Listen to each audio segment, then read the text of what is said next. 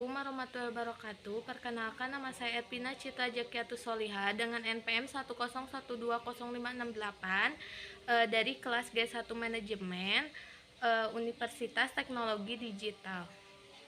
Di sini saya akan menjelaskan tentang penerapan sistem manajemen kinerja.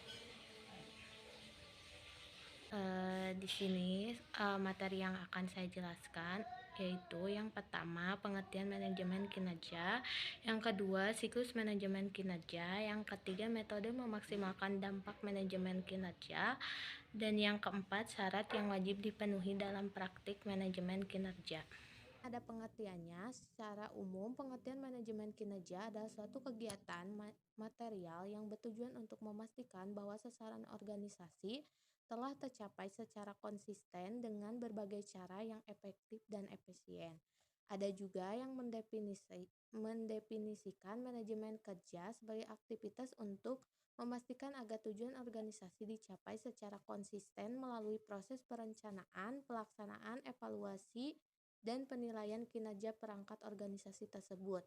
Adapun menurut para ahli, menurut Baird 1986, definisi manajemen kinerja adalah suatu proses kerja dari sekumpulan orang untuk mencapai tujuan yang telah ditetapkan, di mana proses kerja ini berlangsung secara berkelanjutan dan terus-menerus. Yang kedua, siklus manajemen kinerja. Ada 4 siklus performance management yang bisa dilakukan secara berkelanjutan, yaitu yang pertama perencanaan, yang kedua monitoring, yang ketiga reviewing, yang keempat penghargaan. Yang pertama ada perencanaan. Dalam tahap ini, diskusi akan dilakukan oleh pihak-pihak manajemen bersama direktur perusahaan terkait tujuan serta hal-hal yang ingin dicapai perusahaan, entah itu dalam jangka pendek, jangka panjang, maupun secara keseluruhan. Tahapan ini perlu dilakukan dengan matang agar karyawan memiliki panduan atau petunjuk dalam merancang seluruh tujuan dengan lebih mendetail. Yang kedua, monitoring. Secara umum, proses monitoring hanya dilakukan sekali atau 2 kali dalam setahun. Pada tahap ini, manajer perlu melakukan sejumlah cara guna memastikan apakah beberapa tujuan yang telah direncanakan dapat diraih. Kalau nantinya ditemukan kendala pada karyawan, pihak manajer wajib membantu menyelesaikan perkara tersebut. Yang ketiga ada reviewing. Selanjutnya, tahap pengkajian atau review secara 2 arah. Di setiap penghujung tahun, pihak karyawan dan manajemen akan berdiskusi terkait segala tujuan yang telah ditetapkan sejak awal dapat diraih dengan baik atau tidak. Tahap ini dinilai penting karena manajer dapat melakukan sejumlah kolaborasi dengan karyawan. Yang keempat, penghargaan. Penghargaan adalah tahap manajemen kinerja yang tak boleh dilewatkan. Alasannya karena reward atau penghargaan merupakan hal yang mampu meningkatkan etos dan semangat kerja dari karyawan. Materi ketiga ada metode memaksimalkan dampak manajemen kinerja.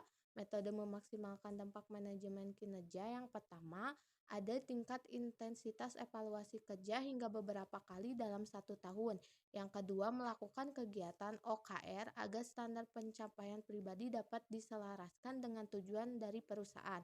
Yang ketiga, mengembangkan sistem feedback atau umpan balik dari karyawan agar aktivitas monitoring dapat dilakukan dengan lebih efektif.